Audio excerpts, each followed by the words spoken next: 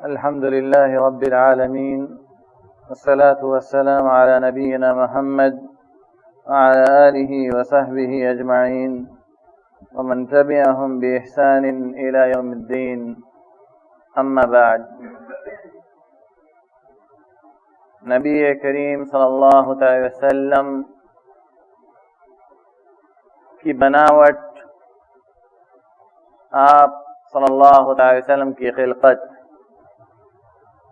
آپ کی شکل و صورت کیسی تھی، یہ سب کچھ صحابہ اکرام رضوان اللہ تعالی علیہم اجمعین نے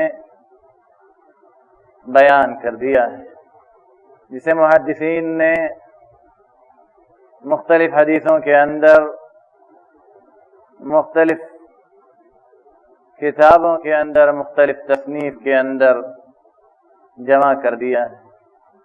نبی کریم صلی اللہ علیہ وسلم ایک خوبصورت اور جس قدر ہم سوچ سکتے ہیں کہ ایک متوسط قسم کا انسان، یعنی اپنی بناوٹ، اپنی شکل و صورت میں ویسے تھے آپ صلی اللہ علیہ وسلم۔ انس بن مالک رضی اللہ تعالیٰ عنہ کی حدیث ہے، کہتے ہیں کہ نبی کریم صلی اللہ علیہ وسلم نہ تو بہت لمبے تھے اور نہ آپ صلی اللہ علیہ وسلم ناٹے تھے،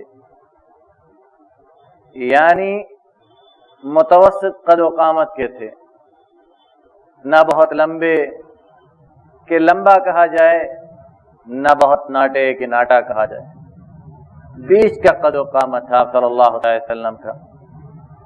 آپ صلی اللہ علیہ وسلم نہ تو بہت زیادہ سفید تھے اور نہ کالے تھے، نہ سانولے تھے، آپ صلی اللہ علیہ وسلم گورے تھے، گورے رنگ کے اندر سرخی مائل تھے، یعنی لال، جس کے اندر، جو سفید کے اندر تھوڑی سی لال کی ملاوٹ ہوتی ہے، سرخ رنگ کی ملاوٹ، یعنی جو خوبصورتی کا رنگ ہوتا ہے۔ نہ تو بہت زیادہ سفید انسان، ایک عام بناوٹ، ایک عام سوچ جو انسان کے نظر میں، انسان کی سوچ میں، کہ نہ تو بہت زیادہ سفید انسان دیکھنے میں اچھا معلوم ہوتا ہے، نہ بہت زیادہ سانولا انسان دیکھنے میں خوبصورت معلوم ہوتا ہے۔ تو نبی کریم صلی اللہ علیہ وسلم نہ تو بہت زیادہ سفید تھے اور نہ صلی اللہ علیہ وسلم سانولے تھے۔ آپ صلی اللہ علیہ وسلم کے بال گھنگرالے نہیں تھے اور نہ ہی ایسے بال تھے کہ جو گھومے نہ، یعنی آپ صلی اللہ علیہ وسلم کے بال ایسے تھے کہ جیسے چاہتے آپ صلی اللہ علیہ وسلم ان کو بنا سوار لیتے، جھاڑ لیتے۔ آپ صلی اللہ علیہ وسلم کو اللہ رب العالمین نے 40 سال کے بعد نبی بنایا۔ جب 40 سال کے آپ ہو گئے تو اللہ رب العالمین نے آپ کو نبی بنا کر آپ کو نبی بنایا، آپ کو مبعوث کیا، آپ کے اوپر دین اسلام کو نازل کیا، اور نبوت کے ملنے کے بعد آپ صلی اللہ علیہ وسلم مکہ کے اندر 13 سال تک زندگی گزارے۔ آپ صلی اللہ علیہ وسلم مدینہ کے اندر 10 سال رہے اور اللہ رب العالمین نے آپ کو 63 سال کی عمر میں وفات دی۔ آپ صلی اللہ علیہ وسلم کے سر اور داڑھی کو ملا کر 20 بال بھی سفید نہیں ہوئے تھے، یعنی آپ صلی اللہ علیہ وسلم کے بال پکے نہیں تھے۔ داڑھی اور سر کو ملا کر جو پکے ہوئے بال تھے آپ صلی اللہ علیہ وسلم کو 20 نہیں پہنچتے تھے، اس سے کم تھے۔ اس حدیث کے اندر انس بن مالک رضی اللہ تعالی عنہ نے اختصار کے ساتھ آپ صلی اللہ علیہ وسلم کی ہیئت نقل کر دیا۔ یہ حدیث ہمیں بتلاتی ہے کہ ہمارے نبی صلی اللہ علیہ وسلم کیسے تھے. یہ تو آپ کی خلقت سے متعلق ہے. ہمیں یہ چیزیں جاننے کی ضرورت اس لیے ہے کہ ہم کسی انسان کو اس کی بناوٹ کی وجہ سے کمتر نہ سمجھیں اور اپنے نبی صلی اللہ علیہ وسلم سے کامل محبت کر سکیں. ایک مرتبہ کسی امہات المؤمنین میں سے کسی نے حضرت صفیہ رضی اللہ تعالی عنہا کے بارے میں کہہ دیا تھا کہ چھوٹے قد و قامت کی ہے. تو نبی کریم صلی اللہ علیہ وسلم نے کہا تھا لقد قلت قولا لو مزجت بماء البحر لمزجته، کہ تو نے ایک ایسی بات کہی ہے. انہوں نے کہا تھا کہ تو ناٹی ہے، اے ناٹی، یعنی ناٹا کہہ دیا تھا.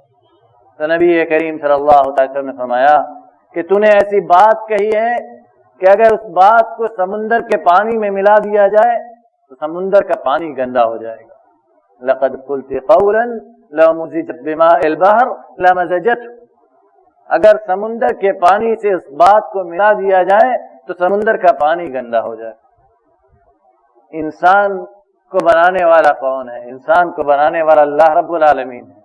جو شکل و صورت اختیار کرے، جو رنگ دے، جس حیات میں اللہ رب العالمین چاہے بنا دے، جس طرح چاہے بنا دے، جسے چاہے لمبا قد و قامت عطا کرے، جسے چاہے ناٹا، جسے چاہے سفید رنگ دے، جسے چاہے سانولا رنگ دے، جسے اللہ رب العالمین چاہے بڑھاپے کی عمر تک لے جائے، جسے چاہے جوانی میں روک دے، جسے چاہے بچپن میں اس دنیا سے اٹھا لے. یہ دنیا، اس دنیا کا مالک اور خالق کل، مالک کل، اس دنیا کا چلانے والا، اس دنیا کے نظام کو دیکھنے والا یہ اللہ رب العالمین ہے. ہمیں اپنے نبی کریم صلی اللہ علیہ وسلم کی سیرت کو ہر طریقے سے جاننے کی ضرورت ہے کہ ہمارے نبی صلی اللہ علیہ وسلم کیسے تھے، خلقت میں، اپنے تعامل میں، اپنے اخلاق میں، اپنے کردار میں، اپنے اقوال میں، اپنے افعال میں، اپنے بات کرنے کے طریقے میں، دعوت کے طریقے میں، مجرمین کے ساتھ پیش آنے میں، کفار کے ساتھ پیش آنے میں، مسلمانوں کے ساتھ پیش آنے میں، ان لوگوں کے ساتھ پیش آنے میں جو گنہگار تھے، ان لوگوں کے ساتھ پیش آنے میں جو گناہ کر کے آتے تھے آپ صلی اللہ علیہ وسلم کے پاس اور کہتے تھے نبی صلی اللہ علیہ وسلم آپ ہمیں پاک کر دیجئے، آپ ہمیں پاک کر دیجئے. آپ صلی اللہ علیہ وسلم یہ نہیں کرتے تھے کہ پہلی ہی بار میں ان کو مارنا شروع کر دیتے تھے، بلکہ اعراض کرتے تھے. کہتے تھے لگتا ہے کہ تمہارا دماغ خراب ہے، لگتا ہے تم پاگل ہو گئے ہو، لگتا ہے تمہیں سمجھ میں نہیں آ رہا ہے تم کیا کہہ رہے ہو، تم اپنی بات پر غور کرو. نبی کریم صلی اللہ علیہ وسلم کی سیرت کو ہمیں اول سے آخر اثر نو پڑھنے کی ضرورت ہے، جاننے کی ضرورت ہے کیا ہے آپ صلی اللہ علیہ وسلم کی سیرت میں.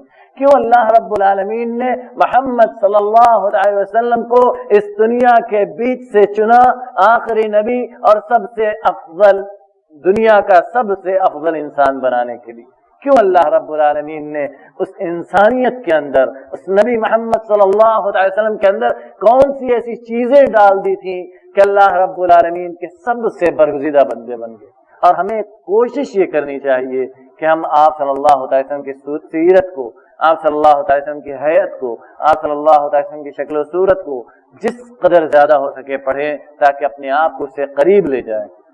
اور جس قدر ہم اپنے آپ کو نبی کریم صلی اللہ علیہ وسلم سے قریب کر سکیں گے اسی قدر ہم اللہ رب العالمین سے اپنے آپ کو قریب کر سکیں گے. اس لیے کہ نبی کریم صلی اللہ علیہ وسلم اور خود اللہ رب العالمین نے کئی جگہ اس بات کی طرف اشارہ کیا ہے کہ جو جس قدر اپنے رب کا جاننے والا ہوگا وہ اسی قدر اپنے رب کو ماننے والا ہوگا. جس قدر ہم اپنے رب کو جانیں گے اس کی صفات سے، اس کے ناموں سے، اللہ رب العالمین کے افعال سے، اللہ رب العالمین کے جو ہمارے ساتھ کرتا ہے، اللہ رب العالمین نے جو ہماری تقدیر بنائی ہے، جس قدر بہترین تقدیر، جس قدر بہترین اللہ رب العالمین نے تدبیر کے ساتھ ہمیں اس دنیا کے اندر بھیجا ہے اور ہمارے امور کو چلا رہا ہے. اگر دنیا والوں کو، ہر انسان کو اللہ رب العالمین سونپ دے کہ تم اپنی تقدیر اس سے اچھی لکھ لو، اس سے اچھی بنا لو، دنیا کا کوئی انسان اس تقدیر سے اچھی تقدیر اور ان امور سے اچھے امور، ان چیزوں سے اچھی چیزیں اپنی زندگی کے اندر ڈال نہیں سکتا، وہ سوچ بھی نہیں سکتا کہ اس کے لیے اس سے اچھی کوئی چیز ہو سکتی۔ اس لیے اپنے نبی کریم صلی اللہ علیہ وسلم کی سیرت کو زیادہ سے زیادہ پڑھو، اس کے قریب جاؤ مسلمانوں۔ اللہ رب العالمین ہمیں کہنے اور سننے سے زیادہ عمل کرنے کی توفیق عطا فرمائے۔ الہ العالمین تو ہم کو معاف کر دے، ہمارے دلوں کو آپس میں ملا دے۔ الہ العالمین ہم میں سے جو بیمار ہیں ان کو ان کی بیماری سے شفا کامل عاجل عطا فرما، جو بے روزگار ان کو روزگار والا بنا دے۔ الہ العالمین ہم میں سے جو لوگ اس دنیا سے جا چکے ہیں، الہ العالمین تو ان کی قبروں کو نور سے بھر دے۔ الہ العالمین تو ان کو حساب و کتاب میں ثابت قدم رکھ۔ الہ العالمین تو ہم سب کو معاف کر دے، ہمیں اچھا خاتمہ نصیب کر۔ الہ العالمین ہم تیرے بندے ہیں، مجبور ہیں، الہ العالمین تو بے نیاز ہے، ہم سب کو بے نیاز کر دے، اپنا بندہ بنا لے۔ جب تک اس دار فانیہ کے اندر زندہ رکھ، اسلام پر زندہ رکھ، عقیدہ توحید کے ساتھ زندہ رکھ۔ ہمارا جب خاتمہ ہو تو خاتمہ بالخیر ہو، اور زبان سے جو آخری کلمہ نکلے لا الہ الا اللہ ہو۔ الہ العالمین تو ہمارا حشر و نشر اپنے نبی محمد صلی اللہ علیہ وسلم کے ساتھ کر۔ آمین وآخر دعوانا ان الحمد للہ رب العالمین۔